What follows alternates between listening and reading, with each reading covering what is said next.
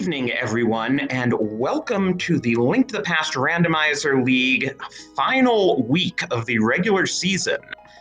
We've got a really great match here for you tonight with some big playoff implications. We have Komodo Hypers represented by Kyong and Furaime going up against Pug Trio represented by Andy and WeightyWords. I'm Drosy. I'm here with Clearmouse. How are you doing? Hi, Drosy. I am so excited. These are probably the four of the top runners of this game. And they're facing off against each other for that last playoff spot in the Kakariko division. This is going to be really, really crazy. And of course, we also got Randomizer on top of everything else. Yeah, I mean, if you count the number of individual championships between these four runners in different tournaments over the last several years, you might even hit double digits. Yeah, I mean, I'm gonna already run out of fingers and toes for this if I need to count. But yeah, and so it's pretty crazy that we're now in a situation where only one of these two teams is going to make the playoffs.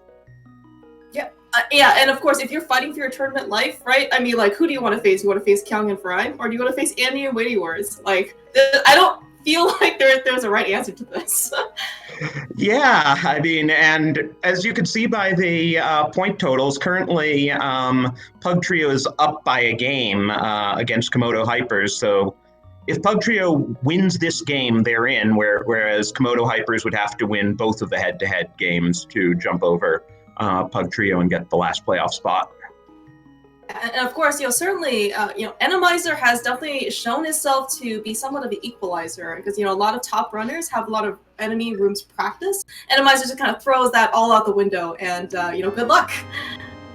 And you can see that, they both split up the duties here with one member of each team starting at Link's house and one starting at Sanctuary, but Kyong is the only one who's actually continuing that way.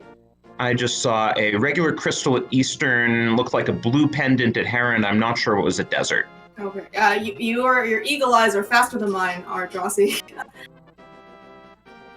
So, starting out with Link's house, though, they find that really nice Cane of Burna. Safety items are really, really valuable here in Randomizer. You really don't know what you're ever going to encounter. Oh, and certainly they don't.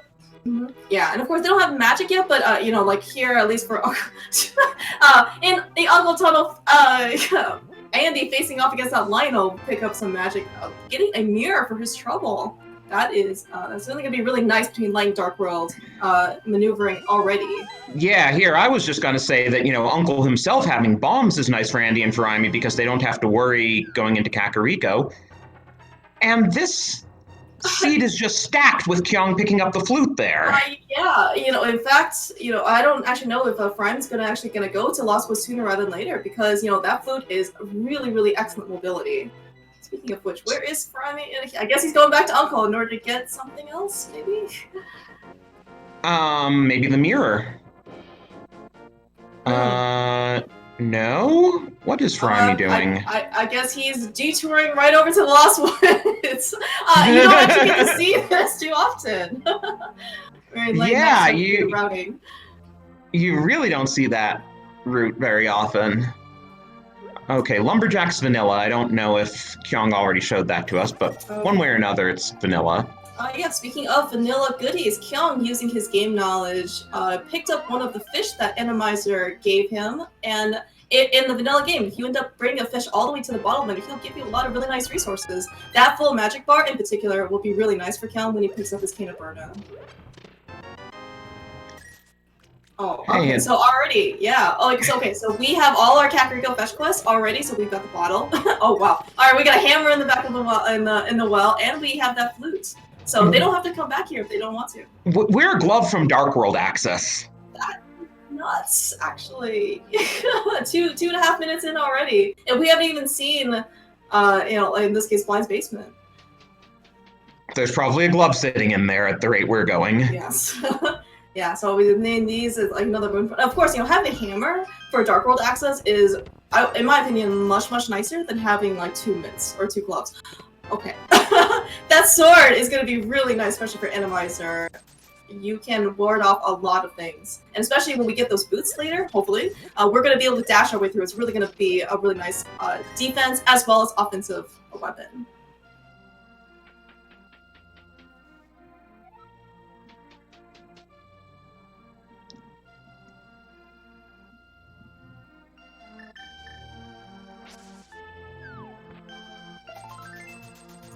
So bottle vendor for all that was just a piece of heart. You know, in Randomizer, you're not gonna turn down very many safeties. You know, so normally, you know, these runners, especially at their skill level and caliber, you know, when they see heart pieces, they just kind of ignore them. You know, in Randomizer, things are probably not as comfortable. So I certainly would not be surprised if people kind of end up picking up more safeties along the way. And also you have to factor in that it's co-op and runners tend to wind up with fewer safeties just because it's co-op. Oh, you actually make a very excellent point. Yeah, so as far as info share goes, right? Oftentimes what happens with teammates is that they're like, oh yeah, like I found the flute. Oh yeah, like I found the mirror. You don't really get to call out that many like, oh yeah, hey, I found a heart container or something like that. So sometimes it is really the luck of the draw. There have definitely been races before where one teammate gets slightly luckier and gets a lot more safeties, and then the other one kind of has to be a little bit more creative and conservative with their fights. Yeah, I've definitely seen races where like one teammate will have 13 heart containers and the other will have 6 just because, Yeah. you know, if you're finding all the heart containers, you're not going to tell your teammate to go pick up this heart. Mm-hmm.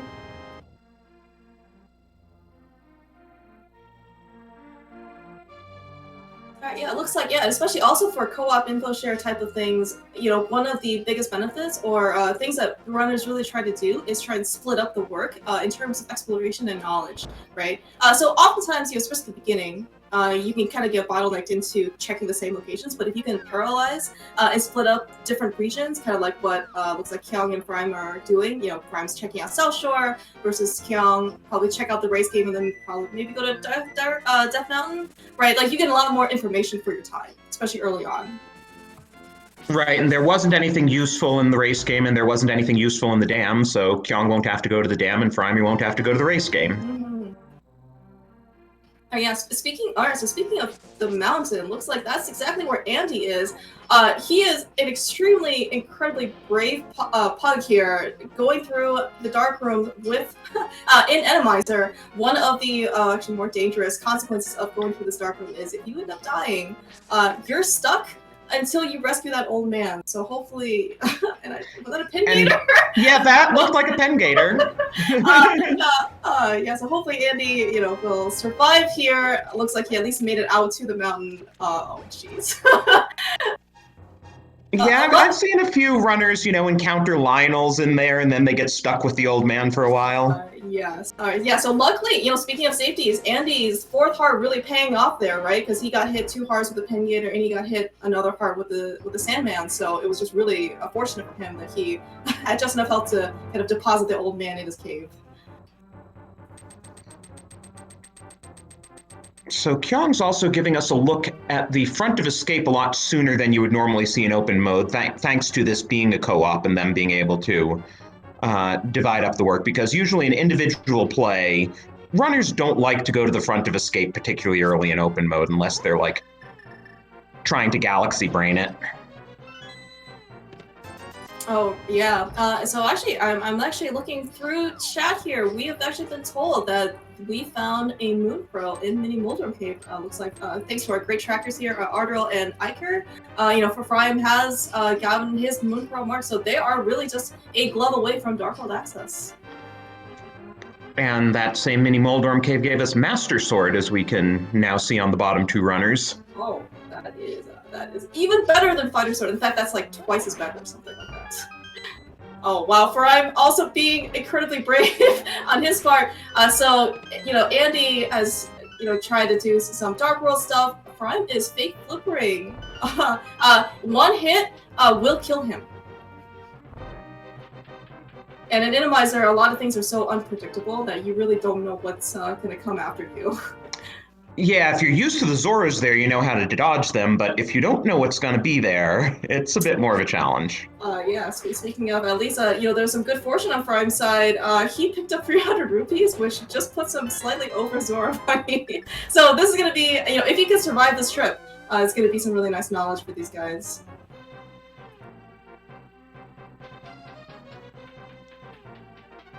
And yeah, Andy's showing us that early mirror plus early hammer really pays off in terms of being able to do all of Light Death Mountain. You know what's not pleasant though? This spiral cave. Holy cow! A lot of anti-fairies that are really not gonna help his cause.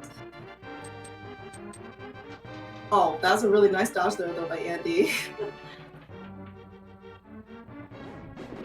And Kyong's actually, not Kyong, Furaime has actually killed his fake flippers at this point, which is a good safety strategy. But does mean you have to take the slow route. And all for some very expensive bombs. Yeah, unfortunately I did not end up catching what was on Zora Ledge, but I'm going to, but it doesn't let you look like Furaime has enough equipment to get whatever it is, so hopefully it's not going to be important. And Andy, showing us just how to creatively maneuver his way around Duck Mountain due to different sets of enemies spawning. Alright, so we also did see some set of very upgraded enemies here in the back of Escape. Kyong also being a bit brave, not having any sort of light source and tackling his own set of dark rooms here for Escape. He does have a Kin of Barna, which we did see him pick up, so he does have a bit of a guidance with that sword as well, and some sparkles, but it's certainly not a pleasant place to be. Did Andy just pick up boots? In Paradox Cave? We can go fast here on the Pug Trio side. He is the first of our 4 runners. And of course, Andy had to be the first one to get them. Yeah. Alright, so now, of course, you know, Andy might be slightly well known for his upgraded boots strategies. That being said, he is not the only one who can employ those types of boots strats here in our race today.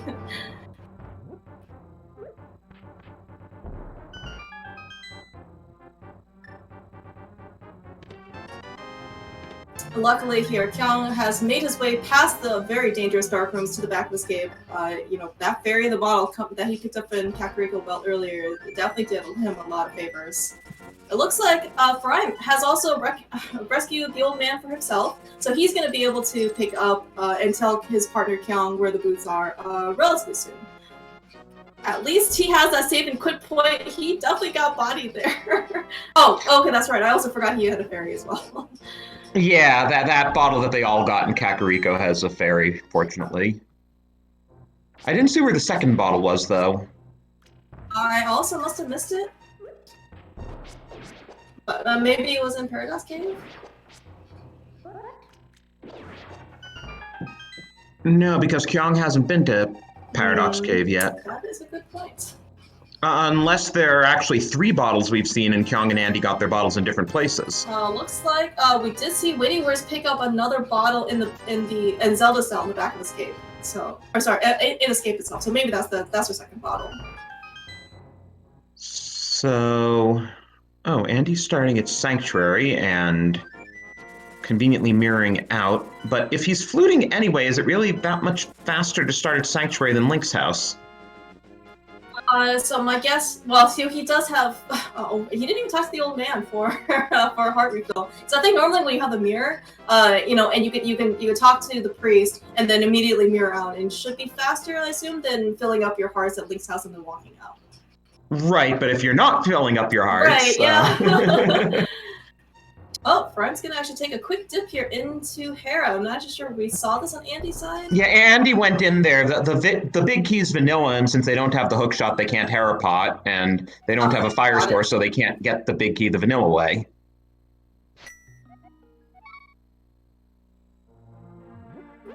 Yeah, so I guess Andy picking up his glove has also Dark World access in the first of our 4 runners here. So Andy, of course, you know, speeding along here with the boots. Probably going to, so doing his more out-of-the-way locations in this case, but having that mirror, having the boots, is going to be able to make these, you know, check Graveyard Ledge, can check Paradox Cave, is checking King's Tomb, maybe potentially making his way over to Catfish. He'd have to kern jump to get there from this side. That is also a good point. And yeah, I mean, so, you know, part of, I guess, like, co-op, just info share, right? Is you're trying to get as much information as you can. That was a really nice bonk there from Andy to make sure he doesn't mirror bonk his way back to the Dark World. Yeah, so he certainly could use it in his route here. He could also maybe try and current jump over and maybe take a look at odd catfish. Okay, that was a really fast map check from Kyong. I saw the 5-6 crystals in Thieves Town and Skull Woods. I did not see where the other pendants were, but our amazing trackers have marked Swamp Palace as a red pendant and Turtle Rock as a green pendant. So thank you to our trackers. Yeah, also interesting to note then, if Turtle Rock is a pendant, we potentially may not need to find that ice rod today. And also getting back to what we were saying about safeties and the implications of being in a co-op setting, Andy found the blue mail. Was that Titan's mitts on the bumper ledge there? You know, I must have missed it. I'm hoping that chat can help us out here. Yeah, chat's saying it was the mitts on the bumper ledge. Confirmation. But yeah, Andy found the blue mail in King's Tomb, and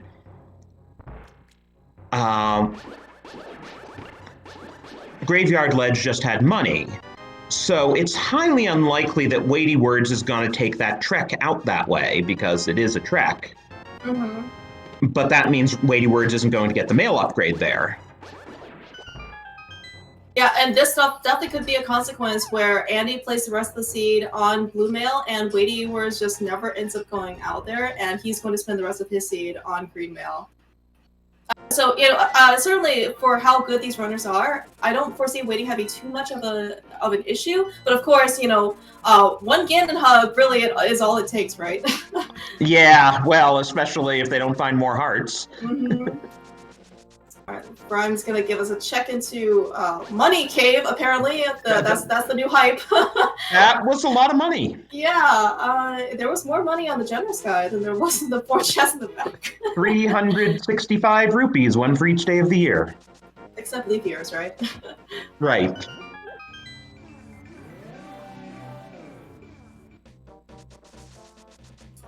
Yeah, not sure if this was actually planned on Komodo Hyper's side, but Kyong and Furaime ended up getting to Death Mountain kind of at the same time, kind of picking up their boots too. Did you notice what was in the middle portion of Skull Woods in that one chest that Kyong's about to get into? No, I did not. What did Andy pick up? The cape to get the Titan's mitts. Wow! All right, so that's super convenient. I was too busy watching Furaime's side. Going into Cape 45, he picked up the hook shots. We're getting everything. This is crazy. I mean, so having the cape there, and you know, it's actually slightly nicer of a safety, even though it does drain a bit more magic more quickly. It doesn't cause any lag. Oh wow, that's a really fast reaction there to quick swap in to the powder and get himself an actual fairy. Kyong's side, make sure he doesn't die. Looks like Kyong is also just following Andy's footsteps right here, going after picking up the cape that you eagle-eyed seen. He's going to probably finish up Skull Woods and then go straight and get his Titan's mitts.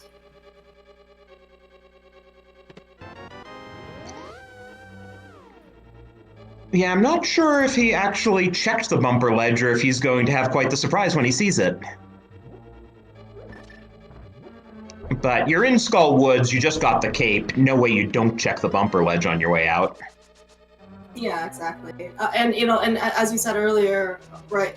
It's you know, if you can kind of split up, you know, the different paths, right? And try and get more information.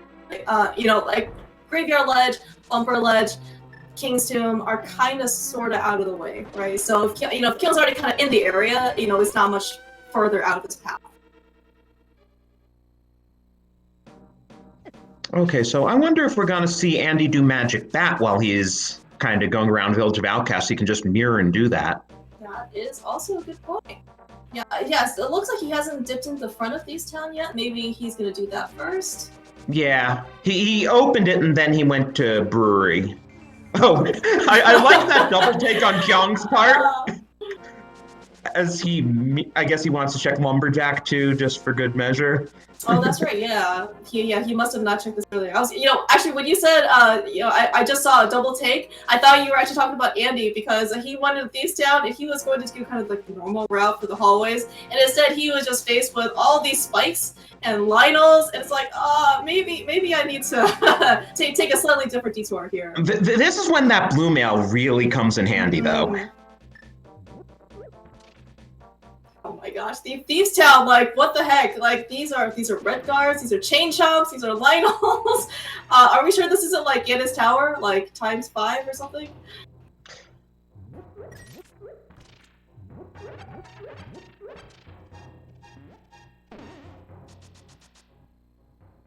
Well, and at this rate, what do we have in the back of Thieves Town? Oh, and Furaime is going into pod without the bow. But he does have a potion. He specifically stopped by the witch to get a potion, so he is fully planning to potion glitch through here. Yeah, speaking of also, we apparently found a sword somewhere before he entered pod, so that temper sword is going to be really nice for all our runners. Furaime's been on tempered for a while, actually. I didn't see where it was, but it's been at least 5 minutes. Oh, really? Okay. Ah, yes. One of the fun things about Randomizer here is that you actually do not technically. That too.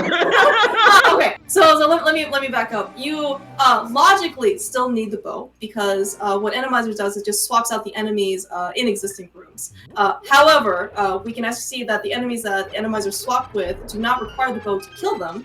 So Furaime is going to have going to at least look at the bow lock side here of pod and get some more access. That said, the bow is still hard required to get to Helmasaur because no way you're going to shoot that statue without the bow. That is absolutely correct. But of course, this is pod, right? Chance, we already have the hammer. Maybe there's just going to be a bow here in pod. Meanwhile, we're seeing 3 different dungeons at the same time as Kyong picks up his blue mail. Unfortunately, I didn't get a chance to see if Andy picked up anything else of note here in Thieves Town. Well, he's only been to the attic so far. I didn't catch what was in the attic chest, though.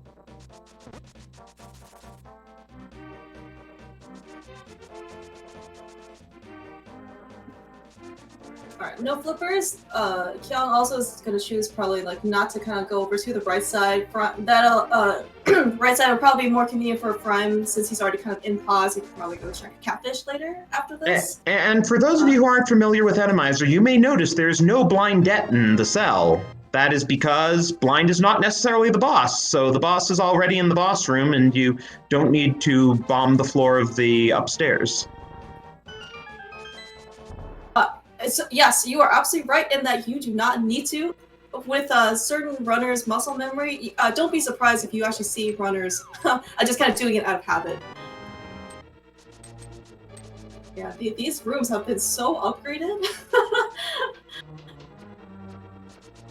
Hey, and we have a 5-eye Moldorm today. One of the nice features of Randomizer. Moldorm can have anywhere from 1 to 8 eyes. Yeah, that was a really nice fight there by Andy. So certainly there is a lot of danger removed from normal. Oh wow, a temper sword as his prize. That is going to be really nice for Andy. I was going to say though, so normally when we see Moldorm in Hera, there's a lot of danger because he can knock you off into the pits or especially the center hole, which you have to drop 2 floors. But here in Blind's hideout, you can probably just poke and slash and pound him down, and should be a pretty easy fight. So we've now found all 4 swords, even though I don't know where Furaime's 3rd sword came from. Yeah, these runners are more than capable of being able to clear the game. Certainly a Master Sword, but of course Temper Sword is a really nice benefit. They are not going to need the Gold Sword, but if they're really just on the path, right? I really don't think they're going to turn it down. Please be careful, don't die. So I'm thinking Andy's going to do Smith's Chain after this, and that's why he hasn't checked Magic Bat yet. He'll just do it as part of Smith's Chain. Yeah, with that mirror, that is definitely very, very efficient. Kyong actually, in this case, deciding to choose to go to the boss first to kind of see, like, what we're up against. Yeah, you never know where Trinex is going to show up. This is full boss shuffle, which means every boss has to show up at least once. Yeah, and so and the hope, of course, is that in our pendant dungeons, we're not going to have to encounter. That's where Trinex could potentially live, so we're not going to have to need that ice rod today.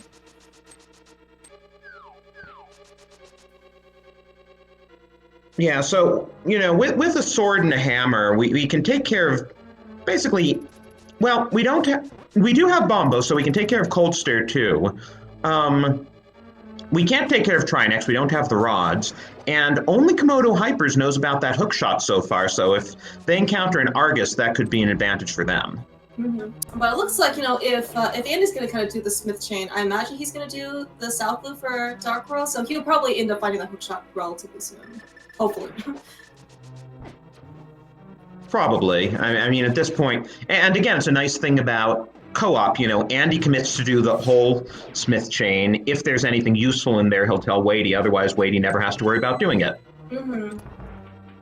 Now, of course, there have definitely been situations where we've seen that Andy, among other runners, don't actually need the hookshot, even though it's logically required. So this does include Swamp Palace. It is a pendant today. However, as you said, Drosy, because the bosses are also shuffled, if we encounter an Argus, that hookshot's going to be hard required. Okay, that was way too quick a look at Meyer Medallion for even me to catch. I didn't even know WeityWords and Meyer.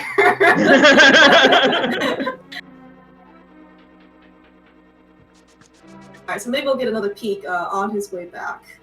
Or not.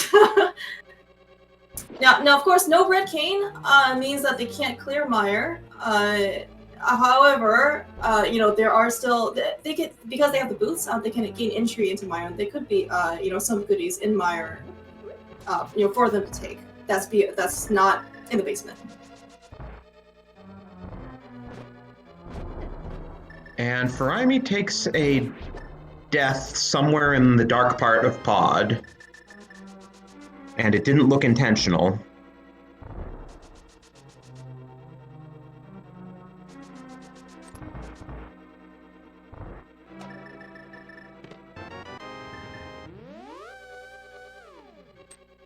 Yeah, I mean, so despite how good Furaime is as a runner, I mean, he's on Green Mail, 4 hearts. He's doing Randomizer Dark Rooms, just increase the difficulty there, by this is what I was saying about the disparity. Kyong has 8 hearts blue mail, Furaime has 4 hearts green mail. Some partner Kyong is. Yeah. Now, I don't know if we can always play totally on Kyong, but, So sometimes, I can definitely have seen runners before where they're like, oh, I don't need that heart. I should be hopefully fine. Oh, I think, after some stumpy checks, we did see that Andy decided to kind of leave the purple chest behind, but of course, with a nice little technique here with chest warping, he ends up picking up Ether, so long as you mirror right next to the guy. But our trackers, again, big shout outs to our trackers, Aikir and Artaro, did manage to catch that Meyer is Quake, which is, of course, the only medallion we haven't seen yet. And so, alright, so that's going to be, so maybe we don't have an Ice Rod hunt today, we'll have a Quake Rod hunt today. And so Weighty, with the fire source in hand that he just picked up in the front of Desert, which is our lamp, not only does he not have to do any dark rooms, he has his fire source that is his access into the back of Desert. Man, this Popo Genocide room has just increased the number with Popos there. Everything is a Popo, apparently, in Desert.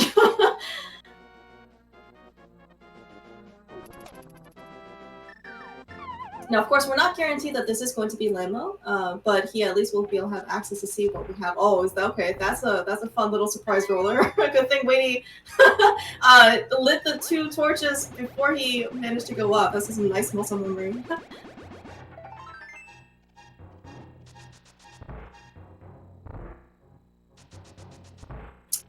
We have a killable boss here in the back of Desert, which is our Helmasaur.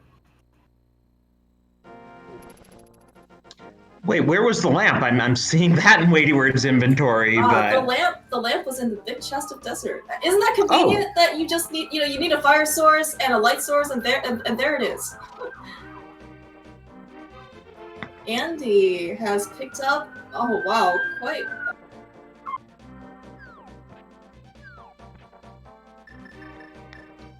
Yeah, I mean, we can do the entirety of Dark Death Mountain, and it looks like he is in fact going over to do Spike Cave. Yeah, yeah, Andy, in Hookshot Cave, picking up the flippers and a shovel.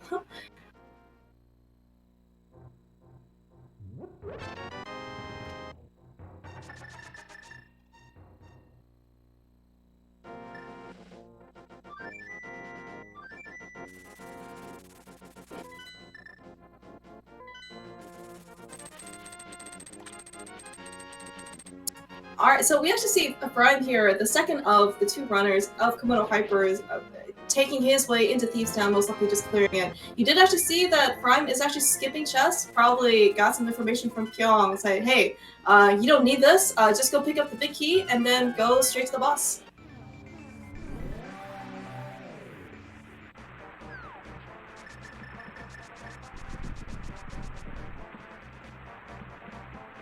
Kyong picking up some information on his side for his team that Quake is indeed the medallion, so they're going to need another item on their side before go mode.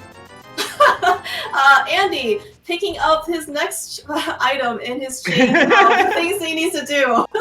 At least he has the flute. What do you expect a fetch quest to lead to if not another fetch quest? That is absolutely true.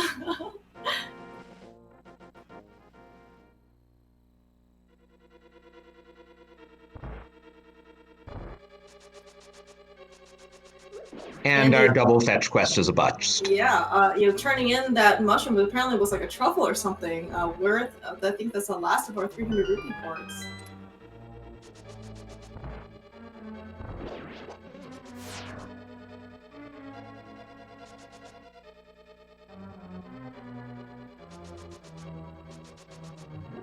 Alright, Andy here, slightly more health than Furaime had, also has those flippers. He is not going to need a fake flipper today. He is going to be able to somewhat comfortably check these flipper lock locations.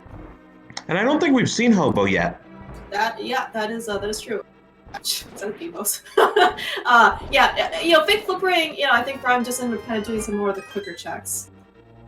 Oh, wow, but that is a really nice payout here on Andy's investment fighting the bow with the flipper. What is the hobo doing with the bow? I don't know, maybe he shoots fish in a barrel. This, is a little bit unfortunate here, maybe on WeightyWords' side, just gotten the information that, hey, Hobo has the bow, so WeightyWords is going to unfortunately have to double dip this dungeon. But at least it's not going to be, I think, much different, because I think Furaime ended up going there early as well. And I was thinking with Andy over in that area,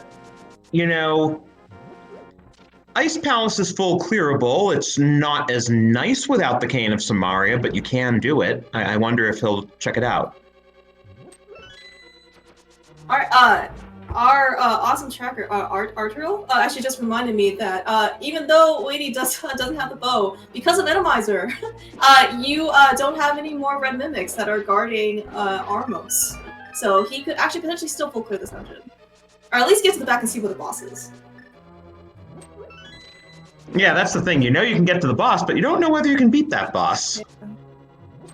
Yeah, and just having picked up that lamp in Desert, he is not going to have the same set of darkroom issues that that Furaime did. Now, of course, we didn't actually really know what's in those dark rooms, so he's going to be able to see, but it's not going to be probably any less dangerous. So, all we know so far is we've seen one Moldorm and one Helma, which really doesn't tell us anything about who the rest of the bosses are.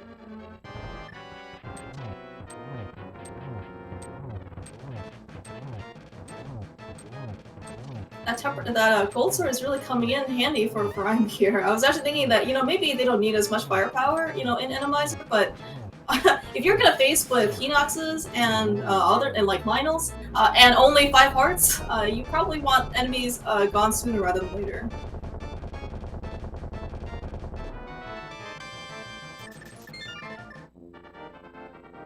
So there's Kyong's second crystal. So the two sides are currently even on the crystal count, with Furaime and Andy both getting pretty close to getting their second crystals as well. So we're pretty well tied on the crystal count, except that WeightyWords is probably going to be getting his third soon, unless it's an Argus or a Trinex. Yeah, you also reminded me that WeightyWords still does not actually have his hook shot. So yeah, Neither does at least, Kyong. That is also a good point. Yeah, but I mean, at least we know that the backup desert was clearable. Like that boss was just Helmasaur. But yeah, this is going to be some new information for us on WeightyWords' side. So hopefully, certainly for their team, for their sake, we certainly hope that it's not going to be Argus or Trinex, as you said.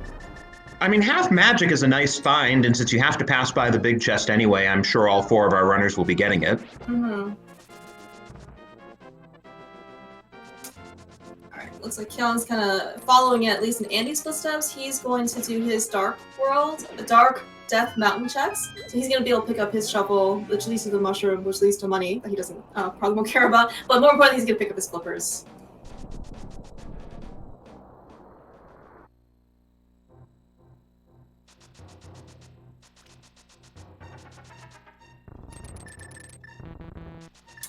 That was a really nice execution there on Kyong's side, going through Super Bunny Cave. So certainly with the addition of Quick Swap, you can actually just mirror delete the last block. Not super viable when you had to actually do a menu, but of course with Quick Swap, you save that time. Now, WeightyWords has found Blind here in Eastern Palace, and the thing about Blind and Randomizer is you can't really do the script since you're entering from the bottom. And to that point, WeightyWords decides to play it safe and use Cane of Burn strats.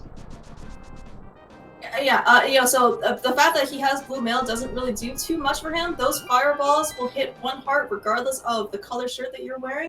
So I certainly don't blame him. The fact that he didn't even have 5 hearts, I think, to begin with. Basically, definitely you don't want to die here. So we're getting pretty close to no mode at this point. We still need the Quake Medallion to get into Mire. We need a Fire Rod to get to the back of Skull Woods.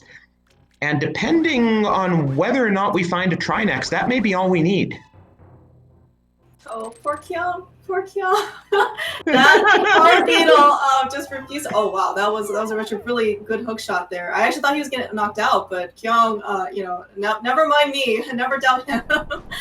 He was able to definitely maneuver his way over to that last check.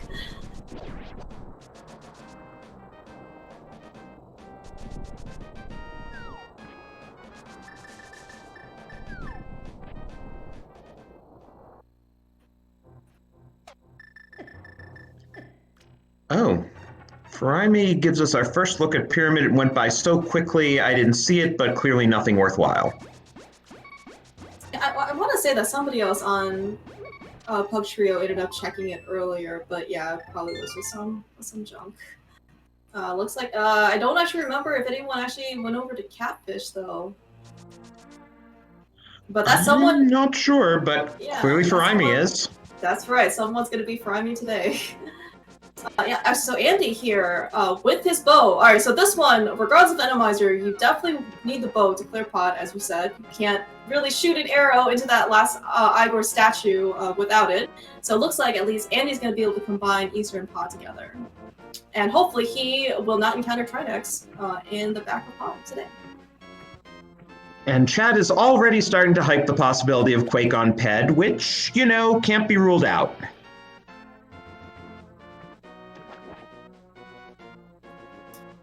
Weightty here, our first of our 4 runners, taking a dive into Ice Palace with the mitts, with the flippers. This is a very logical check. He has the King of Samaria, so he's going to be able to do Icebreaker and make this dungeon a lot faster. Prime, forget those flippers. We're gonna take a dive anyway. Most likely this is going to be our Ice Palace dive on Team Komodo Hyper side. Yeah, this compass room that WeightyWords is in is a lot easier when, it's just pen gators and you can just slam them with the hook shot or whatever, but a bit more challenging when you don't know what the enemies are. Yeah, you know, certainly in non-Randomizer weeks, we've seen people do some really nice bomb strats. If you have the hook shot, you can just kind of one-shot them. That is not as possible here in Randomizer. Yeah, speaking of this next room, these spikes are definitely not making WeightyWords' life easier. WeightyWords is gonna go back to hit the switch. Wow, I mean, since you're full clearing the dungeon anyway, I'd personally say with those enemies, you know, I'm just gonna go through and pick up the big key and go through that way, wherever the big key happens to be. But no, WeightyWords is determined. Yeah, and just like those fireballs, right? These the spikes also kind of ignore your damage, your armor, so he needs to be like pretty careful. Gets through though, really nicely done.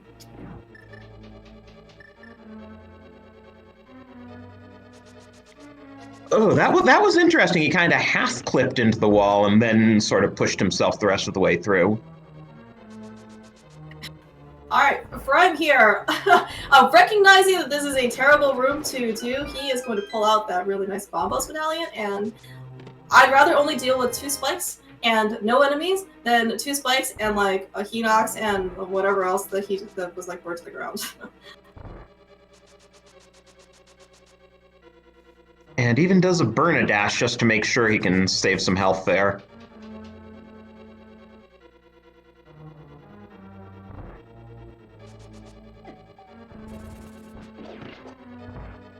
So now Andy is the first player going into pod with a lamp, so he'll actually be able to see what he's up against here in the dark rooms.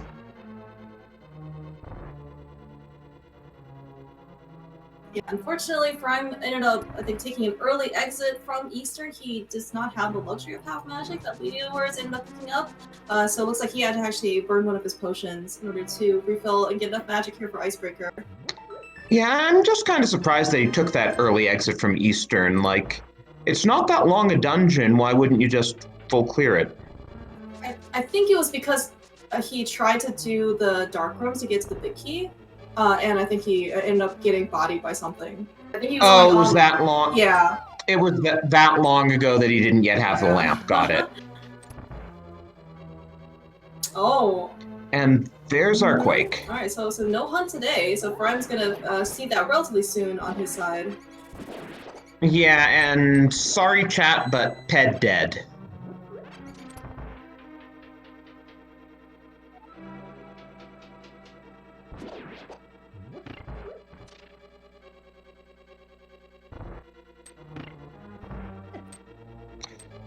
Actually, I know the logic takes, like, assumes vanilla regular enemies, but how does the logic work regarding bosses? Like, that's actually a good question. I actually assumed it was the same thing.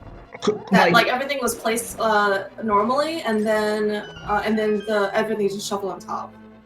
Yeah, I'm just wondering, if the keys in Turtle Rock are placed just right, could you theoretically not have Turtle Rock be Fire Rod locked because it's probably not Trinex in there?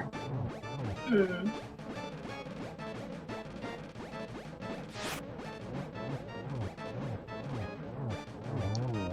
Hey, and we got our Armos only. WeightyWords didn't get his bow, so this has got to be a laggy fight. And same for Furaime when he gets down there. Yeah, WeightyWords here has the benefit of half magic, unfortunately. I mean, so there's really nice strats here, though, by WeightyWords. King of Burn actually does quite a bit of damage, as we can see. Oh, wow! What a prize! Did you say something about Fire Rod and Ice Palace? Yeah, so as long as the Trinex isn't blocking our way, that's no mode. And I guess that's also go mode for Pug Trio, since they now know everything, and Komodo Hypers will be in the same situation as soon as Furaime finishes off this dungeon.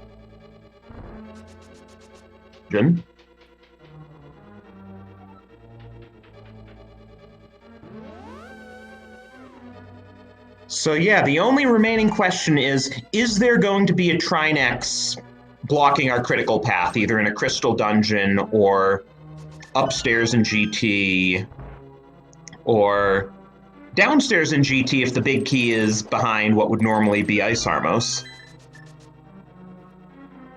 Yeah, that is because you really don't want to kind of get to GT and then you know, without that ice rod, and then you just kind of find, yeah, like maybe it's in land, yeah, maybe it's like in land mode 2 or something, right? That you see your Trinex, and you're just like, oh man. Yeah, the nice thing is Trinex can't appear in a Moldorm chamber, so once you're past land mode 2, you know you're home free. Yeah, speaking of which, I think that was I don't actually remember if you mentioned this. So Andy just ended up killing Colstair where Halvasaur is. So you know, so only, even though he didn't have the fire rod, he did have the nice bomb blast medallion to crack the shell, and of course with Temper Sword and the spikes in the back, you know, Colstair is relatively quick. Okay, so we've seen about half the bosses so far. We haven't seen any duplicates yet, and we haven't seen Lanmo, Argus, Mothula, Vitreous, or Trinex.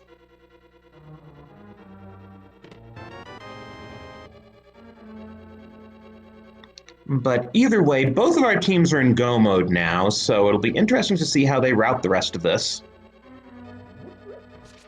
Oh yeah, so I mean, this is actually going to be, I think, a relatively pretty close race, right? Because, you know, I think both teams ended up having to double dip Eastern with one way or another. But right now, yeah, because these guys are in no mode at least, or go mode, whatever, for their teams, right? It's pretty much just straight execution at this point. And I actually, if you ask me who the best execution is among Kyong, Furaime, Andy, and Weighty, I don't have a good answer. I'm not sure either.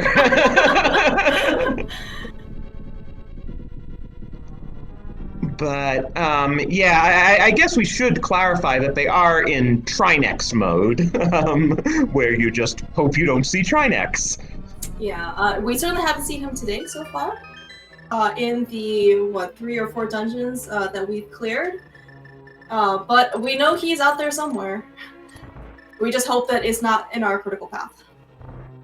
And yeah, just thinking logically here, he can't be in Skull Woods because with all those spikes lining the side, it just makes the chamber too small. So Trinex can't be in there. So Weighty's gonna be fine now. He can't be in Tower of Hera though, so that's a pendant dungeon he can't be in. So I guess we haven't seen the boss of Mire yet. That's the only remaining crystal dungeon we haven't seen at all.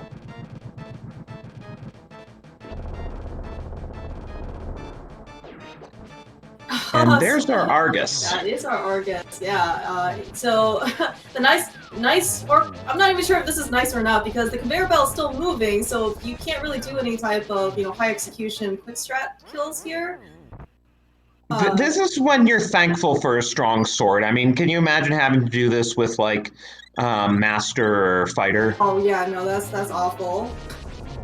Because especially, you know, every with only Fighter Sword or Master Sword, you need at least 2 hits. You know, of course, now, like, the benefit of this room here in the back of Skull Woods in Mothula's Arena is that the spikes don't move at you. So at least you have just Argus to focus on.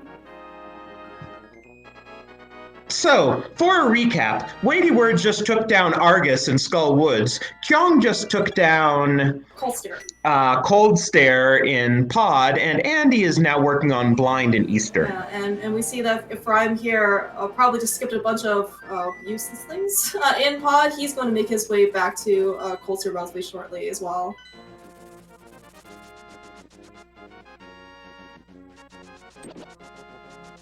Somewhere he must have picked up another heart because he's sitting at a pretty healthy 6 hearts with Blue Mail now, as opposed to his previous 5.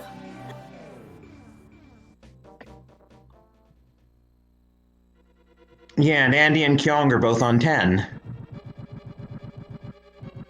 So I guess maybe this means that Weighty and Furaime ended up taking kind of similar routes, right? And Kyong and Andy ended up taking similar ones because, you know, they have similar health, and Weighty and Furaime both only have 6 hearts.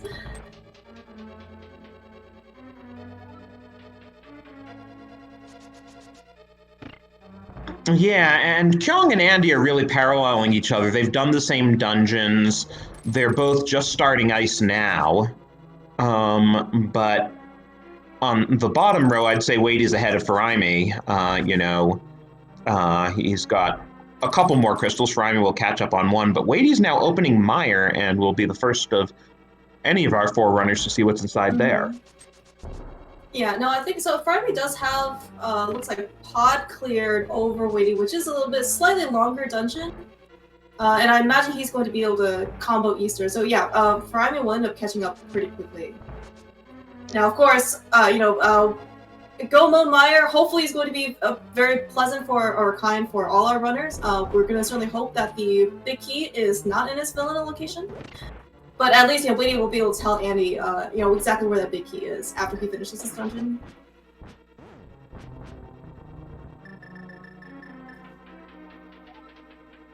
And Kyong, of course, skipping these chests, as does Andy, because they know there's nothing in it. But you do have to get that. Oh, is the Quake the next one down? Yeah, it was an ice key. They're just getting the key there, and wait, where was that Quake? Oh, the Quake was an iced tea. Oh, okay. Sorry, I misremembered where it was. Oh, poor Kyong. oh man, that chain chomp. Yeah.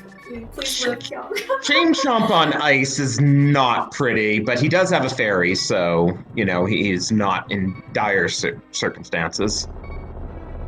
Yeah, I certainly would not be surprised to see him after this, I guess it's just going to take the fairy revive now? Yeah, I was gonna say that, after this dungeon, I certainly would not be surprised if he decides to just quickly float over to 2 and, pick up, another potion. He certainly has the funds to do it. But it has allowed Andy to get ahead of Kyong a little bit.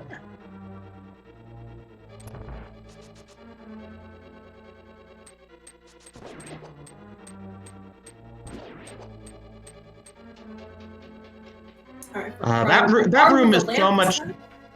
That room is so much nicer with an anti-fairy rather than a fire bar. Oh yeah, especially when you have powder and quick swap. Oh no, Weighty, unfortunately, ramming himself right into that anti-fairy. He does have a fairy in his bottle. We're seeing. But I think Andy is now the only runner who hasn't used his fairy revive yet.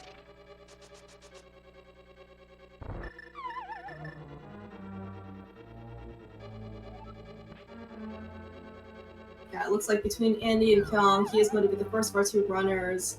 What the heck is that Stalfos thing doing?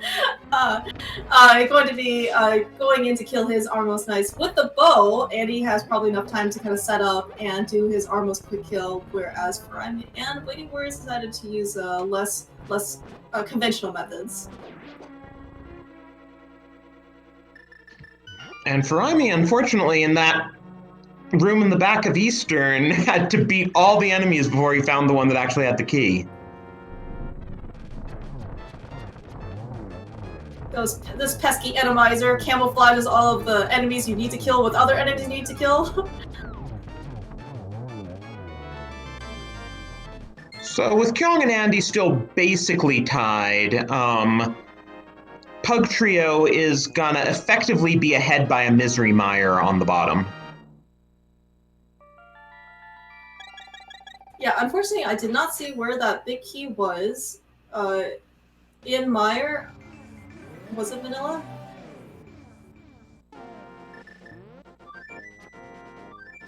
And yeah, just to confirm to chat, this is done by average time, so, of course, if Kyong and Andy are basically tied and WeityWords finishes before Furaime, which is, anything can still happen, so yeah. These situations can easily change, but based on, the current situation, if that were to hold up, then yes, Pug Trio would win.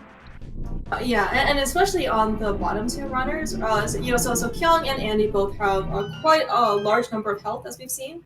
Furaime and WeityWords, on the other hand, though, their health is a little bit less than only on 6 hearts. They do have blue mail, but as you said, this is Randomizer. Enemies can hit for quite hard. And then, just like that, like a single death can really just turn the tides. Yeah, I'm sure WeityWords and Furaime would like to get one more heart so that at least a Ganon Hug won't be an Oko. Oh, and we're seeing Landmos here in Meyer. So that means we do have access to Ganon's Tower without the Ice Rod, and the only question is there going to be a Trinex in our path in Ganon's Tower? Mm-hmm. Yeah, probably another also reason for that Lambo. So Weighty certainly did take down Lambo pretty quickly. But another reason maybe why he was more thankful to have that Gold Sword than Tempered. So Gold Sword I think is what 2 shots per Lambo, something like. But like in Vitreous's arena, the slime still hurts you. So WeityWords' mobility, along with all these other runners, was drastically reduced.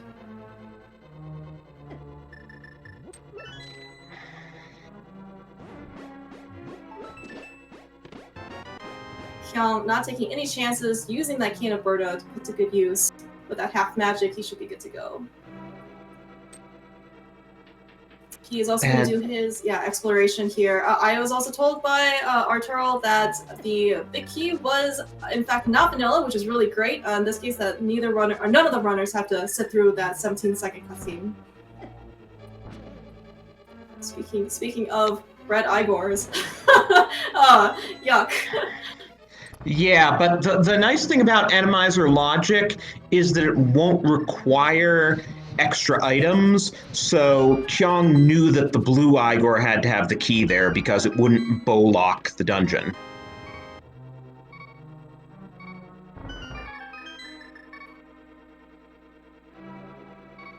Kyong already quick swapping over to Powder, hearing his heartbeats of caution. He knows that there is a Bunny Beam, which is not a shuffled Randomizer for sure, so he can definitely get a Powder or another fairy here. Of course, why would you want a fairy? Kyong is just gonna go right ahead. And as Papa Fear is reminding us in chat, for those of you who may have arrived late, this game is a must-win for Komodo Hypers. If Pug Trio wins this, they will clinch the last playoff spot in this division, with the first two already having been clinched by Error 216 and the 2019 Titans Myths of 2019. So yeah, this is a really tough division.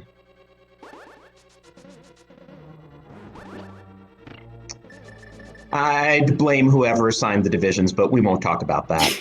Oh no, that person isn't sitting in the booth with me, is it? Perhaps. Alright, yeah, so, even though Kyong does have the Fire Rod, we actually see him kind of taking the extra time to hit that switch.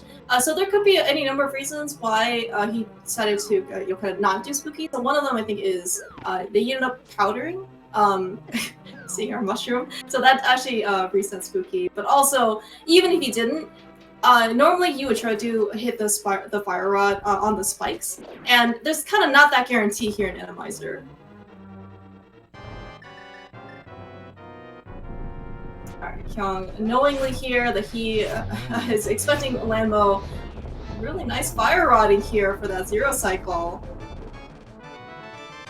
Yeah, I thought it was kind of interesting that Weighty decided, well, I have a Butter Sword, it's only 2 hits per Lambo with the Butter Sword, I'm just going to do that route. Kyong with the Tempered Sword, it's definitely faster to use Fire Rod.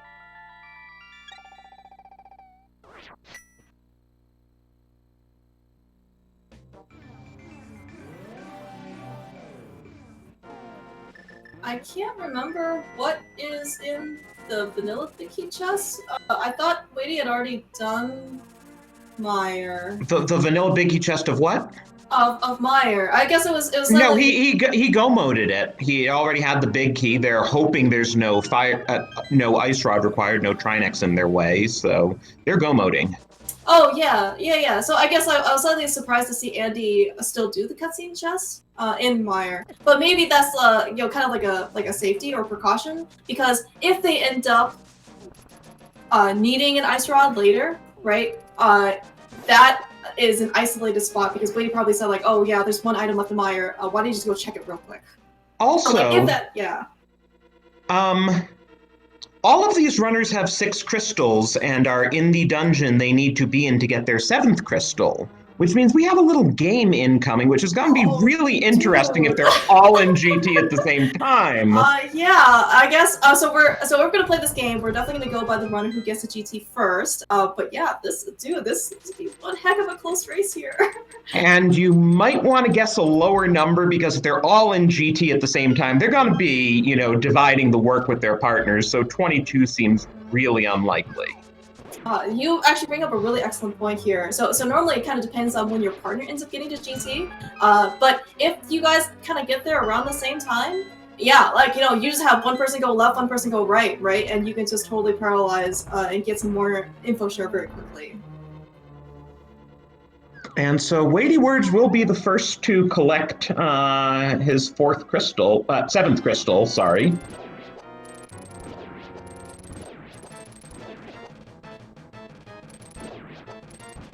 And we've got a lot of numbers coming in.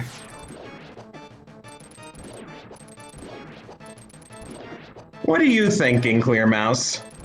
That is a good question. I'll go with lucky number 11? right in the middle, maybe. I just guessed 1 because of how fast this seed's been in general.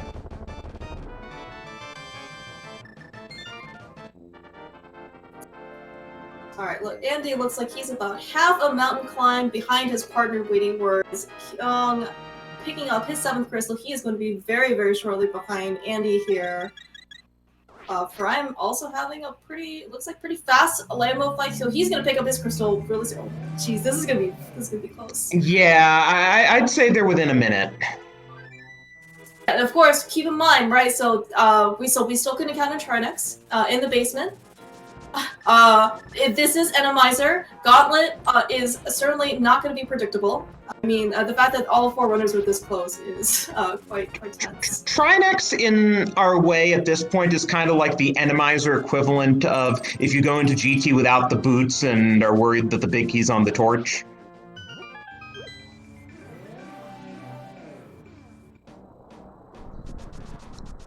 Interesting strategy difference. Andy and WeightyWords both use the Turtle Rock portal while Kyong uses the bottom of the mountain portal. I think since they hadn't opened the portal, bottom of the mountain should be slightly faster. Yeah, and I also just wonder if you know, maybe there was like more stability, right? So normally, if you want to avoid dead rocks, I think you want to take the upper portal in TR if you already have it open. Because Furaime is also doing the same thing as his partner. Wait, did we stop the game, Drosy? Since Weighty is into GT? Yeah, probably a good idea. Okay. Alright, so encountering some thieves here. First check is Weighty's gonna go at least left for the time being, picking up a small key on the torch. And Andy finds Andy 2 small keys on right, so I'm assuming he's going to go full right as Weighty goes full left. Yeah, that certainly makes a lot of sense. Yeah, meanwhile, Kyong has just opened up GT. We're going to see what his and Furaime's strategy is going to be. And there it is, number 5. Last couple steps there. Oh.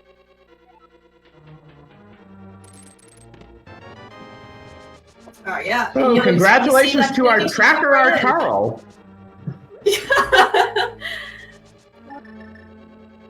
This wasn't rigged, we promise. Oh, and Kyong's going right though, so that's going to cost Komodo Hypers a little bit of time because they now have to wait for Furaime to get over to the left, and so probably Komodo Hypers' best hope at this point is, well, either, I won't call it a Moldorm fall because we don't know who's going to be in Moldorm Chamber, or else there's a Trinex in Landmo 2 Chamber and all the runners suddenly have to leave and go on an Ice Rod hunt.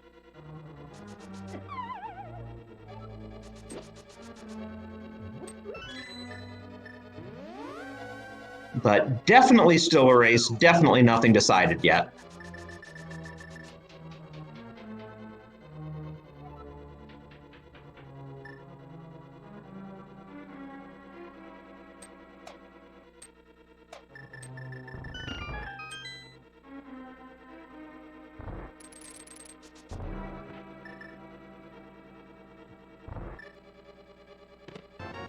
So Kyong will be the last of our runners to get his big key, and we are going to see 4 runners climbing GT at the same time. Yeah, and Randomizer Gauntlet, no less. WeightyWords putting that half magic to good use with that Bombos Medallion, fire rotting and sword beaming his way through.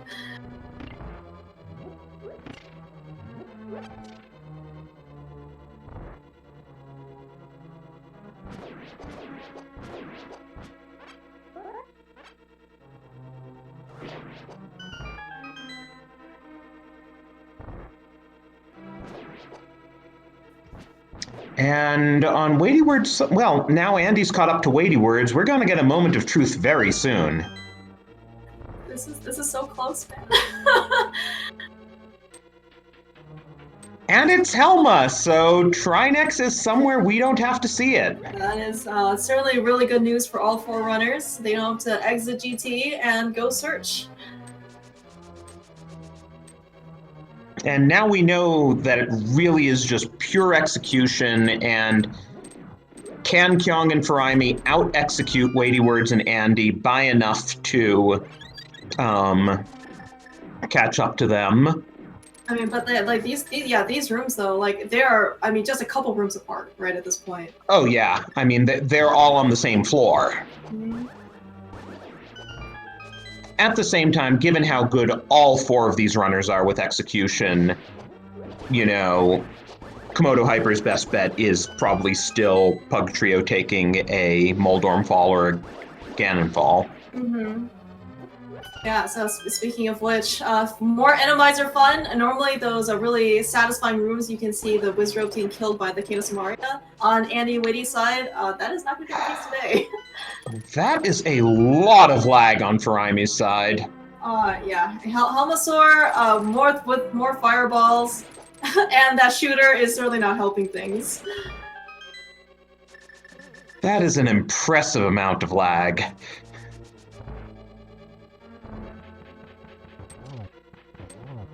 That is a really pesky spike there, and in the torch room.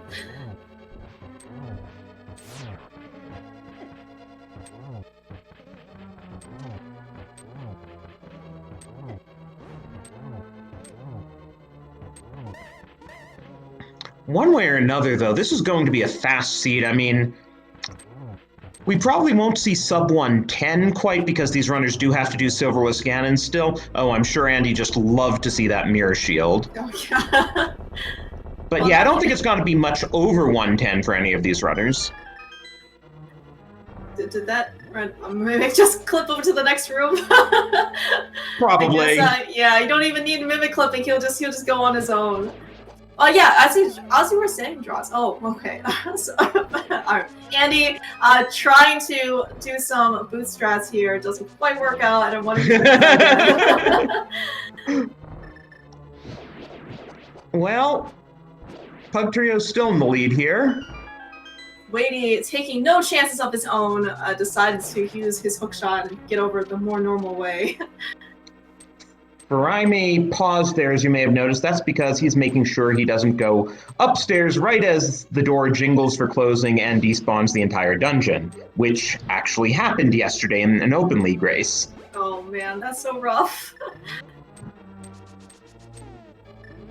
Yep, certainly don't blame Andy. Use the cape there for that room to get to Agatu. Alright, meanwhile, Weighty is going to be the first over 4 runners to beat Agatu. See what good patterns hopefully we'll get today. That was a nice triple.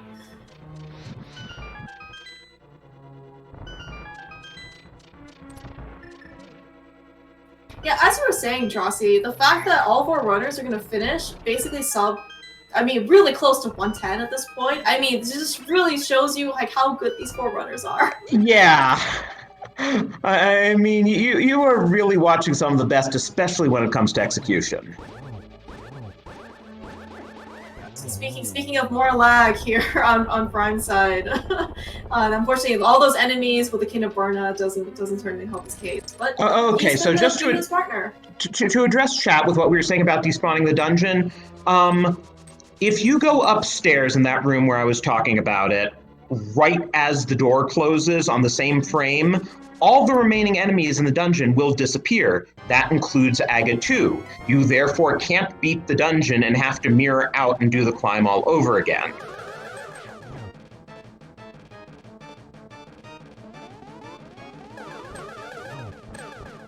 Oh wow! All right, so yeah, so Weighty's starting his fight with Ganon. He is on gold sword, so his phase 1, and Andy's on tempered, but their phase 1 and phase 2 should be, if done properly, should be the same amount of time. I would be shocked if any of these runners had trouble doing 1-1 with tempered. Yeah. Yeah. Speaking of which, we have almost simultaneous Aga 2 defeats here on Komodo Hyper side. They're gonna drop into Ganon relatively shortly. Yeah, Furaime unfortunately ate up a little bit of time with a couple extra Aga cycles. Alright, so we did get our message here that our silver arrows today are in Turtle Rock. That was placed where no one was going to go to today.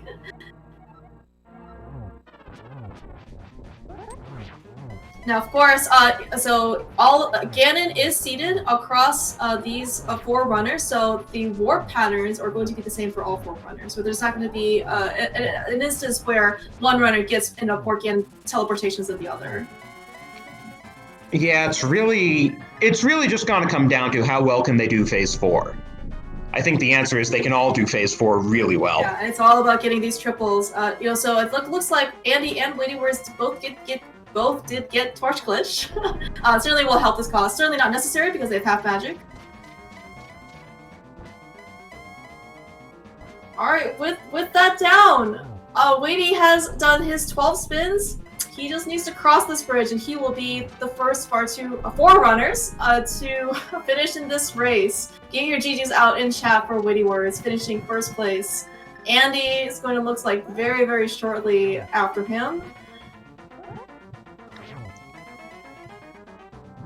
Wow, so GG's for Pug Trio.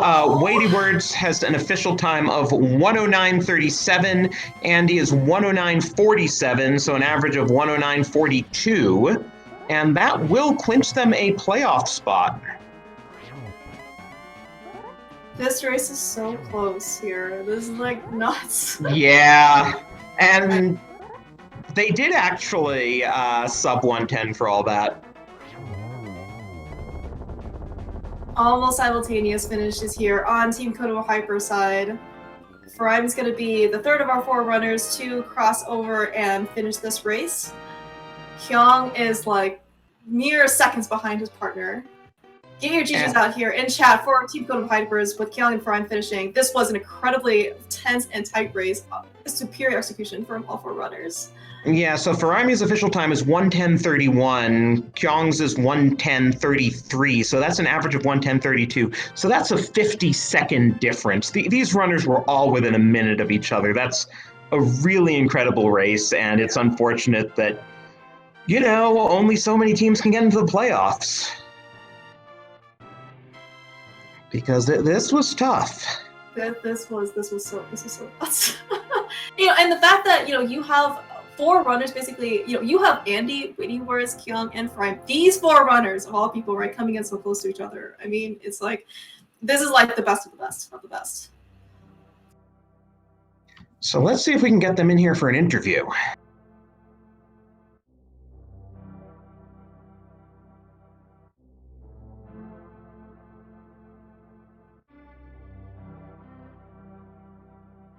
I'm actually also kind of wondering what the collection rates are going to all turn out to be, see how those compare. Yeah. Furaime is declining an interview, but hopefully we can get the other 3 of them in here. And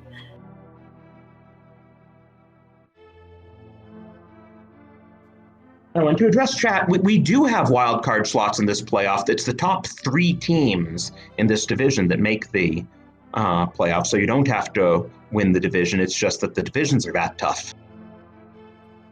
And yes, we do have Kyong and WeightyWords and Andy in here with us. GG's, that was incredible. Yeah, GG's, guys. Really great race. GG's. Yes, thank you. So, what were your thoughts on that fairly lightning seed? We finished this literally 30 minutes faster than our practice seed, so Much better. Yeah. It's also 2 straight seeds where 0 Trinexes got in our way and we didn't find an ice rod anywhere. So that was like the only big worry was that. Other than that, the seed was super free.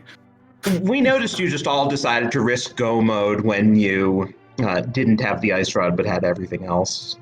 Yeah, we still checked stuff on the way in dungeons, but pretty much, it assumed that we didn't need ice rod, or it would be in GT and we would find it there.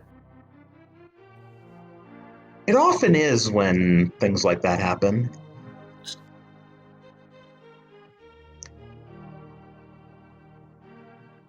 But yeah, Kyong, what are your thoughts there? I think overall, we played reasonably well.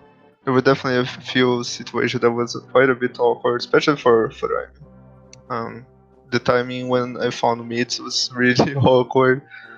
And we had a few unfortunate situations as well that cost a good chunk of time here and there. But overall, we were pretty happy with our route. Yeah, I mean, it was a good thing at least you guys all found that fairy in a bottle. I think, Andy, you were the only one who didn't need it. Oh yeah, I found 2 fairies in a bottle and I used both of them. So very happy. Yeah, I think I also found 2. I don't remember.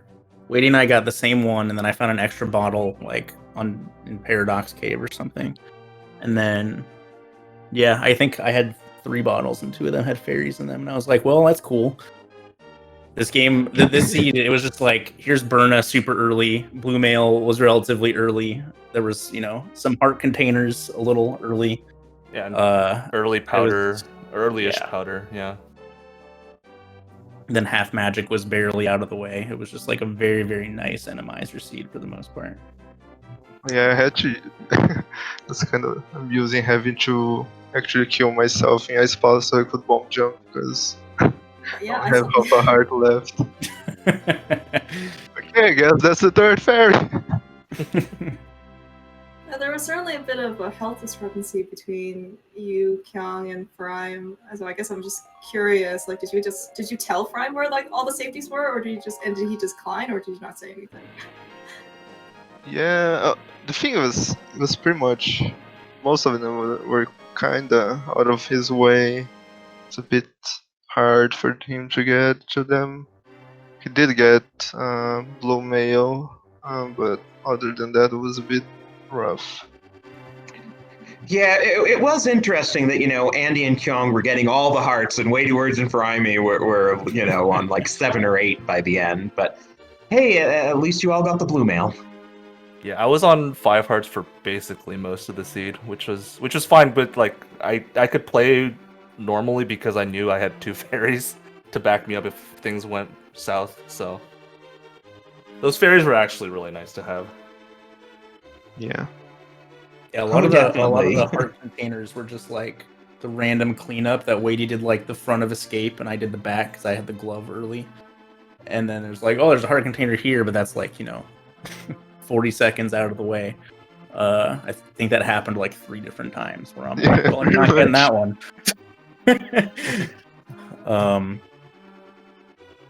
yeah, this was a really fun seed. Our route worked out really well. We got boots super early.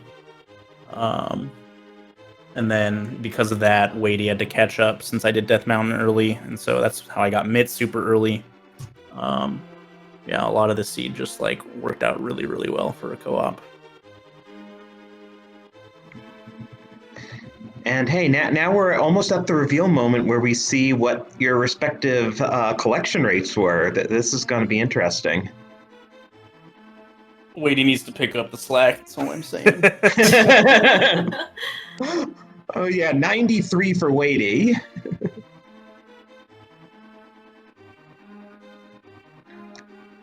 And I guess Andy's is going to come through. Oh, 109. Wow. Okay, that's a bit of a difference, but still, like, Yeah, even for a did way co-op. Andy just picked up a lot more safeties, Weighty, don't worry about it. Yeah, that's it. I guess a lot of that is the pod full clear is like, what, 14 checks, and I only did like 3 of them. Yeah. But even for a co-op, 93 is crazy low. I mean, and 109 is pretty low too. Yeah, having nothing side-dependent dungeons helped quite a bit. Right. I mean, it helped that you guys were locked out of Tower of Hera when you went in there, and, you know, by the time you would have even thought to, like, maybe try Swamp and Turtle Rock, you were in go mode anyway. Yeah, well, it was surprising to find the go mode in Ice Palace, because we were definitely ready to dip Swamp. Same, yeah. But that's amazing. Identical cumulative collection rates. Komodo Hypers just had a better division of labor. Swap the 9 and the 3.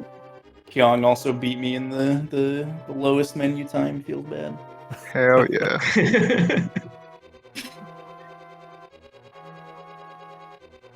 So yeah. Yeah, fun race. I think that win guarantees our playoff spot.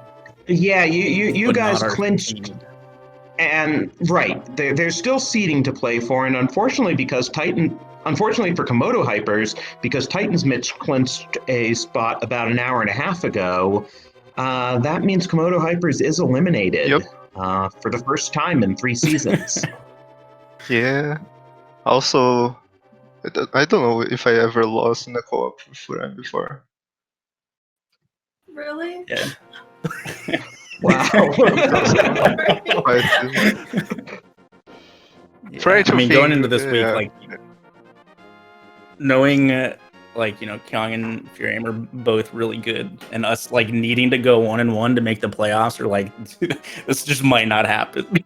like this It was definitely scary. Crazy matchup. Yeah. I mean, as you can see, we finished like less than a minute apart. You know. Yeah, how often do you see a 4-way co-op where all 4 runners finish within a minute of each other? Yeah, especially right around like the 110 mark too, right? I mean, it's this is already fast seed, but definitely high execution all around.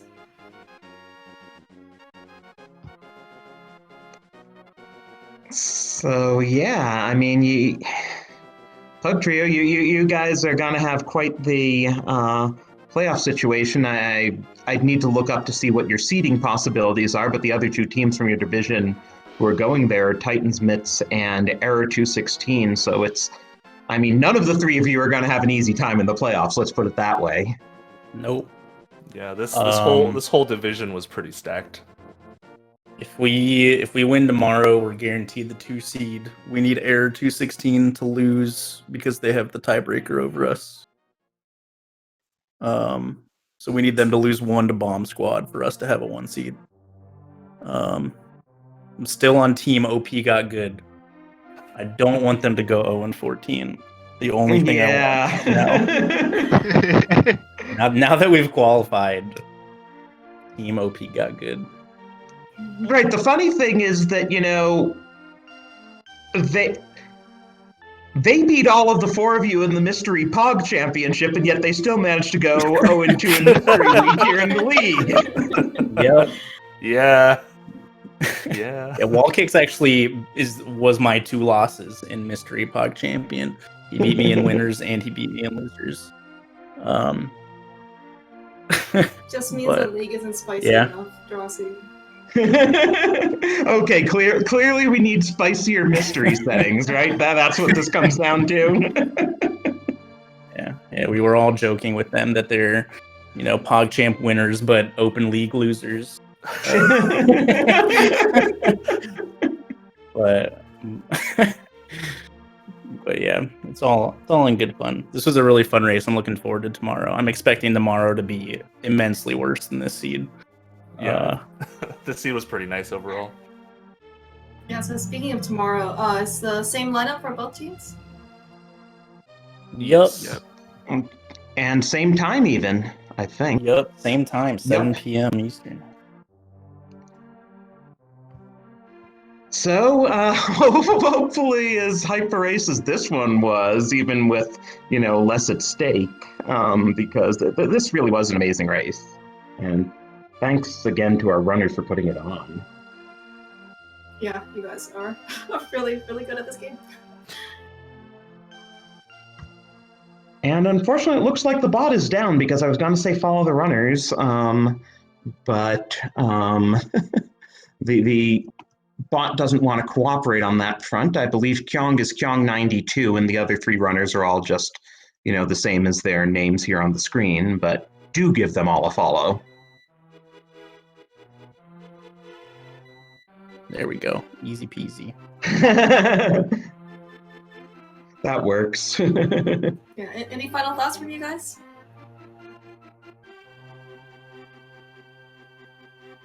Thanks for commentating. Thanks for tracking. Appreciate it. Yeah, same. GG's to Kyong and Furaime, and we'll hope to get a good match in tomorrow as well. Yeah, GG's. Thanks for the restream. And we'll see you guys tomorrow. Yep, see you tomorrow. Looking forward to it. Yeah, thanks guys for putting on such an awesome race. And for all of you viewing here, stick around because in about half an hour, we'll bring you another great league race, Spherefinity versus Yutang Clan. That's their second race, so in the first race, Spherefinity beating Yutang Clan actually, clinched relegation for Yutang Clan, because as we were discussing with OP Got Good, the idea here is to let 4 Open League teams play their way into the Invitational League, but that also means that 4 Invitational League teams have to drop down to the Open League to make room. So if you are the last team in your division, you do get relegated to the Open League. So that's what's going to be happening with OP Got Good and Yutang Clan, unfortunately. But it should be a really fun race still coming up. GFE and Sabotender against Apathy Duck and Emo Saru, all great runners whom I'm sure many of you have heard of. So stick around for that. Thanks again to our trackers. The bot's not working again, but our Taro and Iker did a great job catching all these things that Clearmouse and I couldn't see. So we are incredibly grateful to them for being on top of that. Yeah, thank you so much, Grassi, for commentating today. It was a lot of fun. I'm glad we got to do this. Oh yeah, yeah, and definitely keep your eyes on the schedule for tomorrow and this weekend. Certainly the bulk of our races still have yet to be shown. I don't think channels have quite been assigned yet, but there are definitely going to be some really exciting matches as well. Oh, absolutely. I mean, it's the thing about co-op that, trying to coordinate 4 people's schedules, most of the matches are going to be on the weekend. So we have a very full weekend coming up, and definitely keep your eyes on the schedule. And I think that's going to do it here. We'll give everyone a chance for a breather before we come back with new runners and new comms in half an hour. Yeah. Yeah, until then, go and stretch your legs, get a drink, and yeah, see you soon.